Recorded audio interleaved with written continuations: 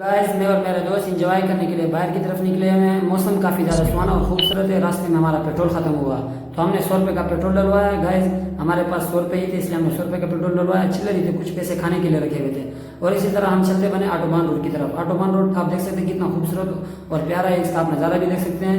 Autobahn road में एक restaurant है जिसका नाम जलाल रेस्टोरेंट है। आप देख सकते हैं काफ़ी ज़्यादा मशहूर है, जो कि ऑटोबान में पाया जाता है। काफ़ी ज़्यादा खूबसूरत चीज़ें हैं इसमें। तो हमने कुछ चीज़ें मंगवाई जैसे कि बर्गर है और चाय, और हमने इसका एंजॉय भी किया और आपस में गपशप भी की। और इसी तरह फिर खाने के बाद हम चलते बने अपने मंजिल की तरफ, जो कि हमारा घर है। तो आप देख सकते हैं काफ़ी ज़्यादा खूबसूरत मंजर था। और आप भी इंजॉय करें इसी तरह, जब वक्त मिले तो इंजॉय करो। और इसी तरह हम चलते बने अपने घर की तरफ और ये आप नज़ारा करें। अगर आपको हमारी ये वीडियो अच्छी लगी तो गाइस लाइक और सब्सक्राइब करें और हमारे वीडियो को जितना हो सके आगे शेयर करें।